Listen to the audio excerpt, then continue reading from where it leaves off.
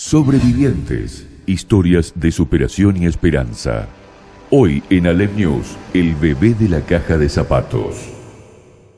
El 2 de octubre de 1967 no sería un día más para María y Francisco, dos humildes tareferos de la zona norte de la provincia de Misiones, y que en plena cosecha se vieron forzados a abandonar su campamento y llegar hasta el centro asistencial más cercano.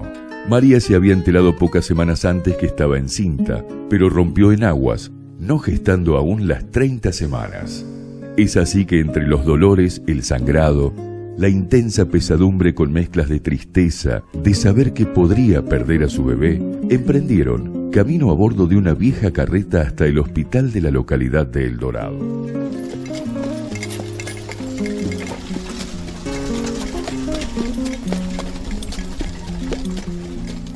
Varias horas habían pasado y desde el nosocomio las noticias no eran buenas. Las expectativas de vida del prematuro eran muy pocas o casi una utopía. Tal y como hacían en la época con recién nacidos con las mismas características, los enfermeros apoyaron al niño de menos de 700 gramos sobre la fría mesa de mármol a esperar el último resuello. Los minutos pasaban, pero su corazón seguía latiendo, aferrado a un propósito o a un destino que no entendemos, pero por el que había venido a este mundo. No tiene posibilidades, pero lléveselo a su casa, señora, aunque sea lo poco que le queda. Informaron a los padres desde el nosocomio que, viendo sus bajos recursos, se lo entregaron envuelto en algodón y dentro de una vieja y pequeña caja de zapatos.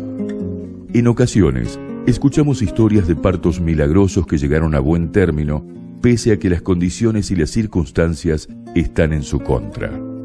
Esta es una de esas increíbles historias con final feliz por las que nadie hubiera dado ni una moneda. Nadie, excepto dos personas, María y Francisco. Esta es la historia del doctor Oscar Alarcón. Adelante. Hola, ¿cómo estás? Permiso. Adelante, pasá, Gracias. toma asiento. Yo vengo de padres tareferos. Mi papá, mi mamá, los dos tareferos. En esa época, hace muchos años, en donde su radio de acción de tarefear era Entremado, Victoria, El Dorado, toda esa zona de Colonia, en donde formaban parte de los campamentos tareferos, en donde usualmente estaba la carpa negra, en donde iban días enteros, vivían ahí, comían ahí, cocinaban ahí y se iban a tarefear a las zonas de los yerbales. Generalmente los tareferos hombres llevaban a su esposa, a su pareja, a tarefear para no dejarlas en el campamento por algún peligro, por alguna situación de riesgo. Entonces siempre eran en pareja y acompañados. En ese contexto, mi mamá se embaraza y por supuesto que los controles que hoy nosotros tenemos habituales y que tanto insistimos en la atención primaria de la salud, del control con el ginecólogo, con el obstetra, con los estudios previos, el reposo si tiene un embarazo de riesgo, las ecografías en ese momento, en esos años no existían, sino que era más que nada empírico y por lo que uno por ahí podía investigar o saber, o de las matronas o de las parteras empíricas que en ese momento había. Cuando nazco, con este peso, con esta edad gestacional, por supuesto, declarado sin chance. Eso es una de las palabras que a veces utilizan los profesionales. Y bueno, este bebé no tiene chance por la edad gestacional o porque está fuera del rango de sobrevida. Como seguía latiendo, tuc, tuc, tuc.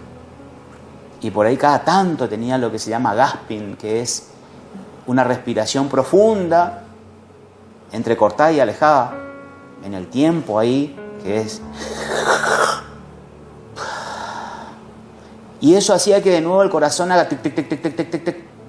Y se mantuvo, por lo que el médico que me asistía, que ni siquiera había cortado todavía el cordón, porque no había chance, liga el cordón, corta el cordón, me coloca en una caja de zapatos y alrededor hizo todo un nido de algodón, porque en esa época las mamás llevaban para la asistencia una bolsa de algodón más la ropita del bebé, que ese era el ajuar. Y con eso le entregan a mi mamá y le dicen, llévalo a casa porque no tiene chance, pero llévalo a tu casa.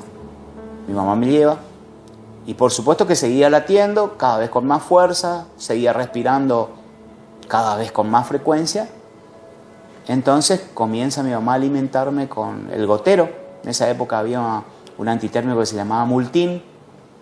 Cargaba la leche materna dentro del gotero y con eso me daba el alimento por mi boca, que era tan pequeña y que tampoco tenía fuerza para succionar.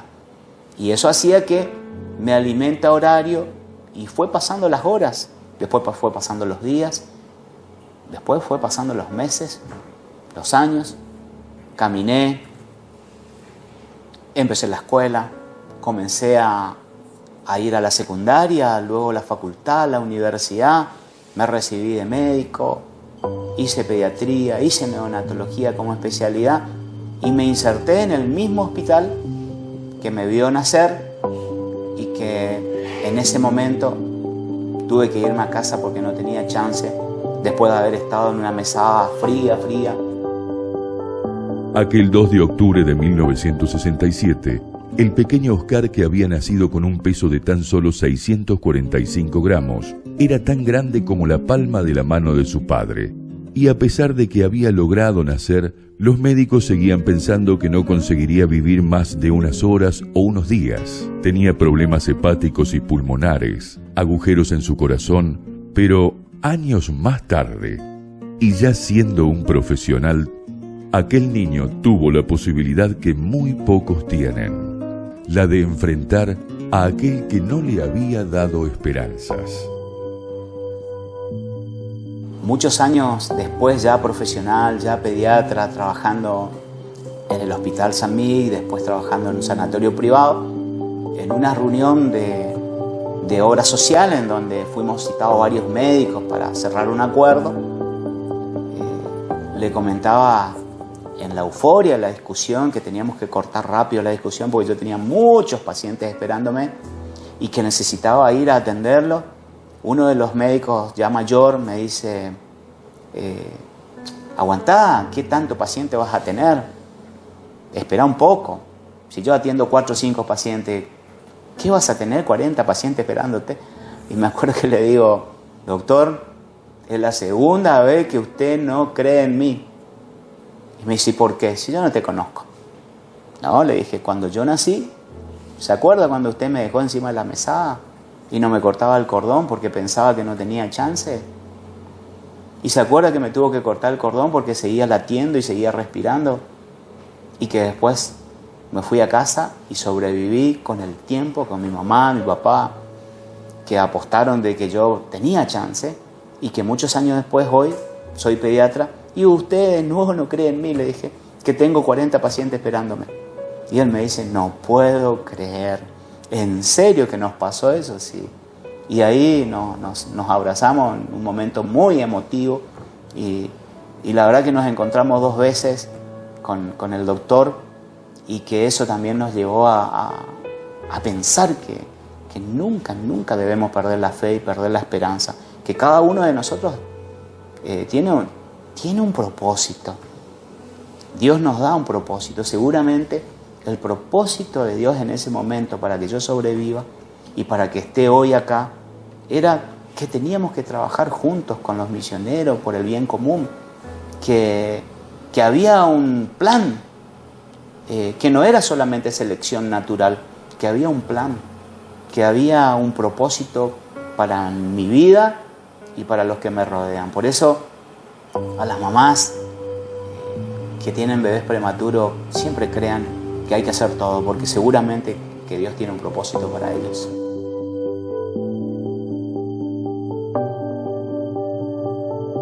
Doctor Oscar Alarcón, ¿a usted le gustaría dejar un mensaje a la gente? También, ya que nos contó parte de su historia de vida, un mensaje de fuerza y de esperanza.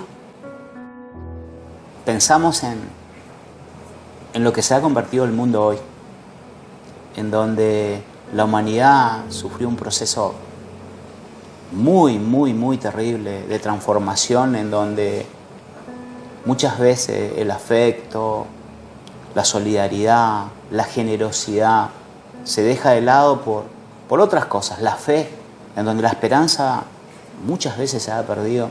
Yo quiero decirle a la gente, a los misioneros, a cada familia, en cada lugar de la provincia, no importa el lugar donde estén o donde uno nace, sino que existe una vida diferente que uno lo puede construir uno mismo, y que la esperanza no se debe perder, la fe tampoco, solamente hay que tener voluntad, hay que trazarse un objetivo y hay que tener mucha, pero mucha fe en nosotros mismos, de que podemos ser parte del cambio y que podemos también ser parte del cambio de nuestra familia.